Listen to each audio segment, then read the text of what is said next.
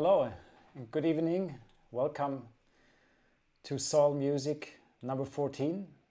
It's the second one in January, and my guest this month is the conductor and violinist Etienne Abelin. You will see him later in this stream.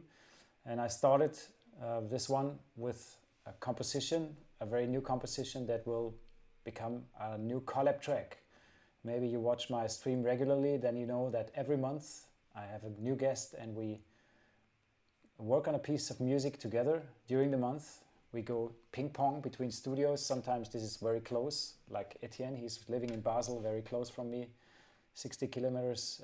But sometimes I do this with people overseas. Last month I worked with Paula Morellenbaum in Rio.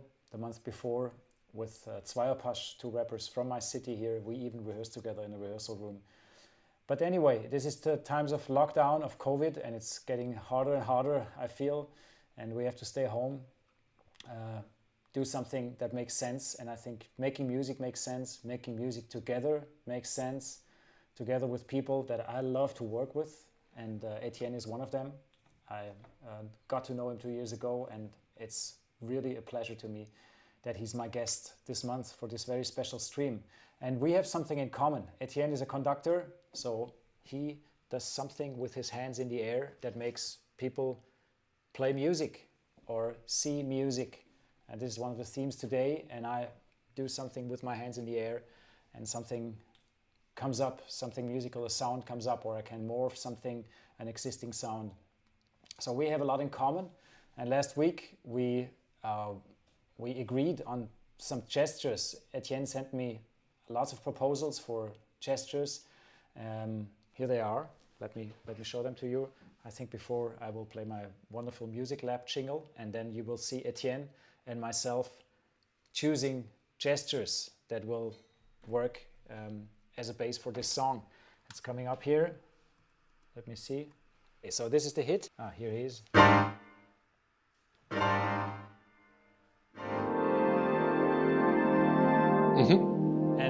then I used your waving to do something with this sound. Okay, so it's basically two things. It's kind of a hit, and he also described it as a strong hit, as a strong impulse that he does with both hands. One hand here, one hand goes to the side. And then there's another thing where he waves his arm in the air, and I worked on this stuff, and I tried to get inspired from these movements to a composition. And the first thing I took was this hit. So it starts somewhere here. I think you saw the slow motion. It starts somewhere here, and then up here there's a hit. So it's poo up, poo up. That's why I came up with this motif that you heard in the beginning. Maybe it's a lot louder, but I think Etienne and we are a duo. He's a violinist, so we will play chamber music, so I could not do this super loud. But anyway, I programmed, or I sampled something that is kind of loud, and it's... Oh, where are you? Once more.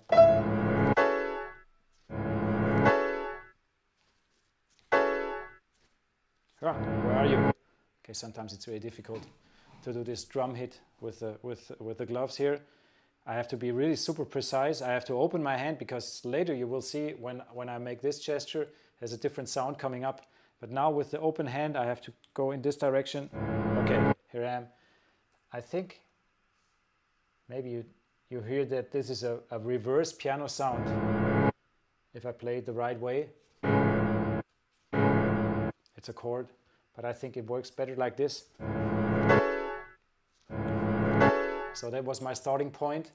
And there's another movement by Etienne that where this other hand goes to the left, and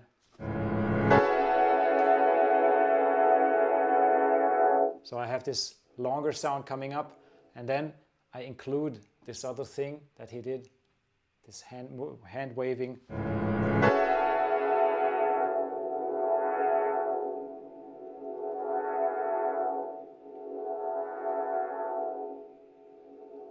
So this is my bass. My basis. And when I went to the piano to compose this song here Which camera am I on? Okay, these 2 pages.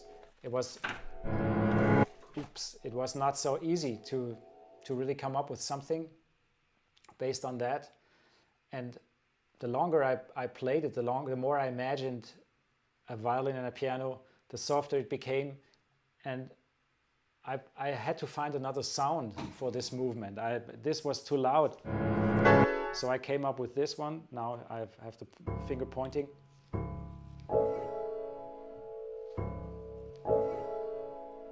I sampled a little bit of this kind of stuff and a flageolet. Here's a flageolet. I combine it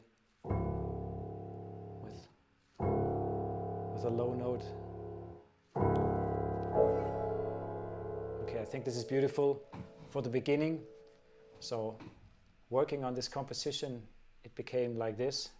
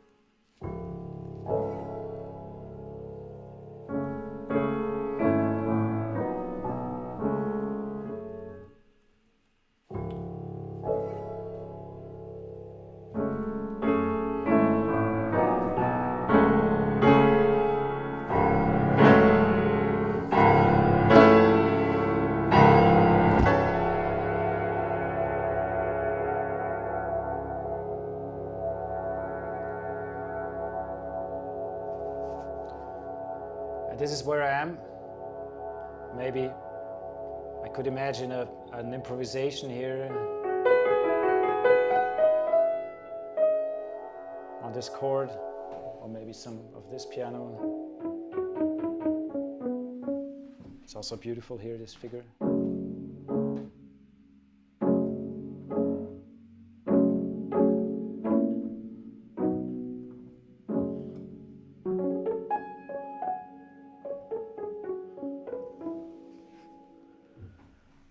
Okay, here we are with this new CollabTrack. It's always an adventure. It's nice to write a composition every month. There's so many good ones now. I seriously think of releasing this, maybe later, maybe some months from now. All these CollabTracks, these wonderful new pieces that emerge a little bit under pressure, because if you need to write something, if you need to finish, it's good for you, but sometimes it's a bit hard, so I'm sorry. I could not deliver more for today. I was planning to have Etienne already having something to present to Etienne, already something that he could do on the violin or so, but we will do this during next week. I will send him the song and he can offer whatever he likes to play. Maybe this melody is the right thing for you, Etienne, but maybe you will also come up with something else. So that's this CollabTrack, and it doesn't have a name yet. And I know there are so many people watching here that are so good in finding names. I have, in my live streams in spring, I always asked for proposals, for name proposals, and you typed stuff in the comments. There are beautiful titles. I remember Still and Still Not. That is one of my favorites now. This title came from you. So now you're a little bit into this new song. If you have an idea for a title that fits with this gesture-triggered CollabTrack, I would appreciate a lot. That was the music for today. I will play in the end a little more, a little improvisation on what I have so far. But now we come to the Vision Lab. And today the term vision is really appropriate because we're talking about the eyes and about visuals. Etienne is a co-founder of a super interesting project called MusicEyes, and it's big. It's incredible what this group of people achieved. And I would like to show you a little introduction video, and right after that, it's about 4 to 5 minutes long, about MusicEyes. And right after that, I will present to you the Zoom call I did with Etienne this afternoon to talk about this project, to see where it comes from, to see what he thinks about all these visuals in our digital and visual age. And so here we go, MusicEyes, and then an interview with Etienne Abelin, co-founder of this amazing project.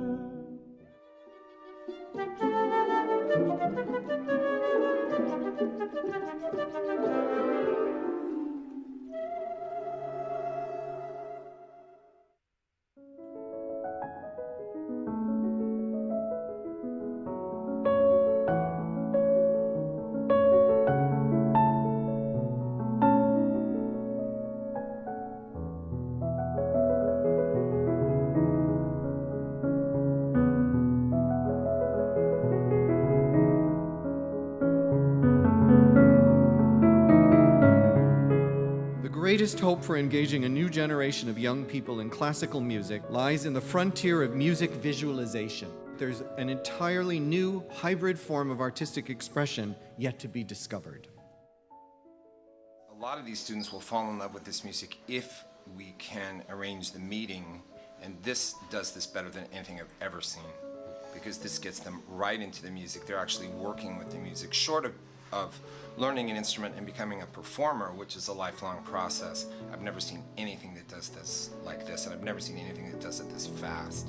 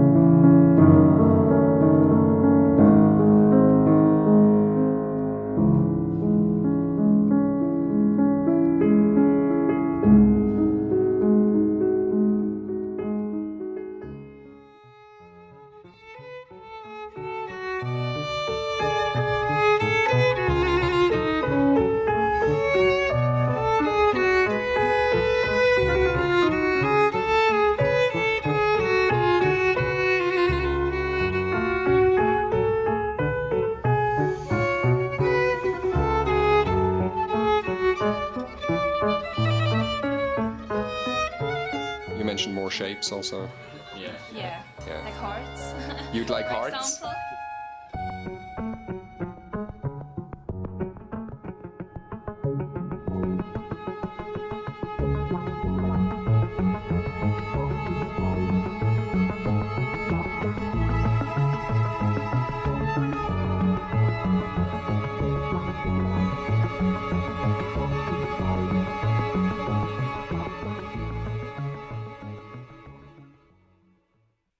Hi Etienne, welcome back to the live stream. Hey. Yes, it was amazing to see the presentation of MusicEyes. What was the initial moment, the trigger moment for you to start something like this? Yeah. About 10 years ago, I discovered a YouTube channel that I thought was quite interesting, and it visualized scores. It visualized MIDI, and one of the things that was interesting was that it attracted enormous amounts of views, and lots of people writing in the comments, "Oh wow, this helps me really grasp the music in a different way." And you basically see the music arrive, sort of scroll into the middle where it sort of hits the now moment, and then you see some of the past, which is basically the approach that we now have with MusicEyes. So I wrote an email to Stephen Malinowski, who's really the pioneer in this field, and who was the owner of this YouTube channel, and said, "Look, here's some music that I have, chamber music, and maybe you're interested in visualizing that. You know, feel free to do something with it if you like." And he answered within 10 minutes, I believe, and was saying, "Wow, he's so honored that a musician contacts him like that." So I wrote back, "Well, I'm honored and I'm humbled because you have reached 40 million views with classical music, and I think that is just extraordinary." And that's where we started talking, and where we started developing ideas. And he said what he still envisions, and I said, "I really want to do this live. I want to bring this into a live situation." So we started thinking about how that can happen, because obviously the challenge was, how do you synchronize visualizations that are so precise in terms of timing with live music, in music that breathes, in music that gets faster and slower, and that does not just go through a metronomic beat. I think that's something that we saw in many projects. I mean, mainly in pop music, where the visual aspect was always big. For me, it was very interesting because in my project, this visual aspect is very strong. But I ask myself quite often when I was working on these things, are we only paying tribute to the visual age? Is it? I mean, you can also argue that music is also something to contemplate on, just acoustically. What's your thought on this? Yeah, it's a super interesting question, and we in the team also contemplate about that, and I think it's a bit of a trade-off. You win something, you lose something else to a certain extent. This moment of anticipation, of in a way seeing what's coming, in your case of the gesture and the physical gesture. In the case of MusicEyes, elements of the score, like which is not the full music. Yes. Seeing the score is not everything that music consists of. It's one part. So seeing it, and seeing that, having the possibility to anticipate, brings lots to a lot of people.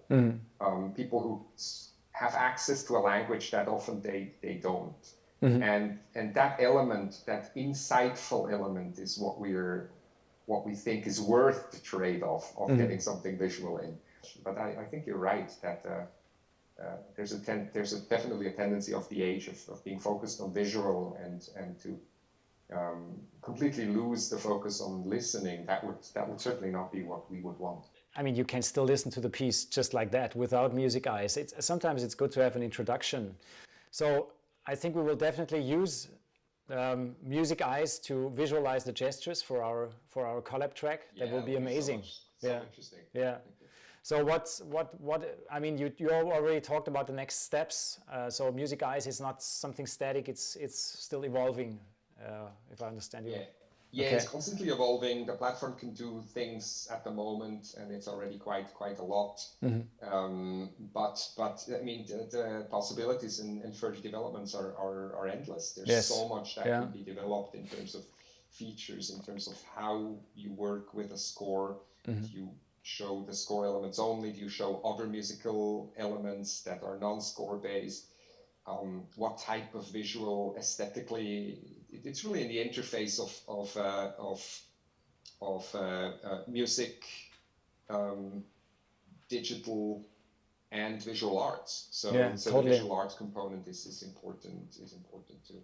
I mean, in the end, you need a visual artist to curate it at least, or I mean, to create it, I would say. I think so too. Ultimately, it's visual. So and there's a lot of development possible. Some of the animations we have now from our team, but also from students, we're like, that's great, but you know, we could really work on the visual aesthetics.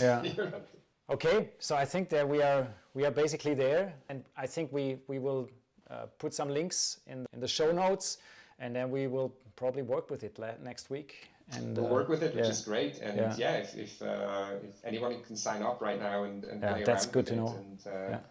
And we're a small team, but we're happy to help. So if there are questions, we're always grateful to be contacted. Thanks for this introduction. Thank you. Yeah, big pleasure. Yeah.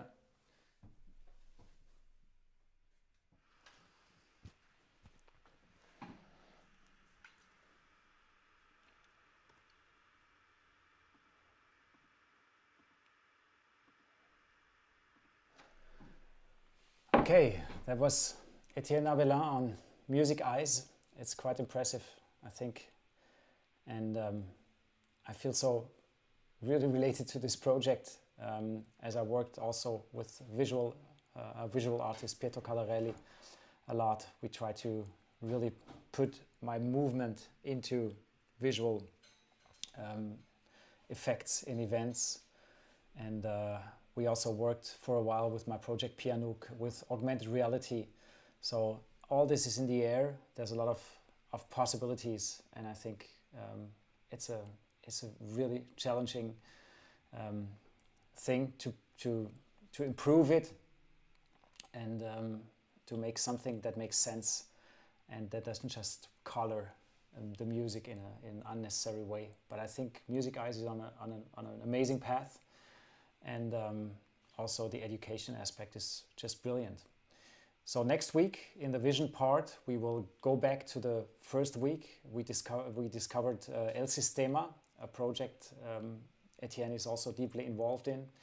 And we will do an interview next week with some key people in Europe for El Sistema.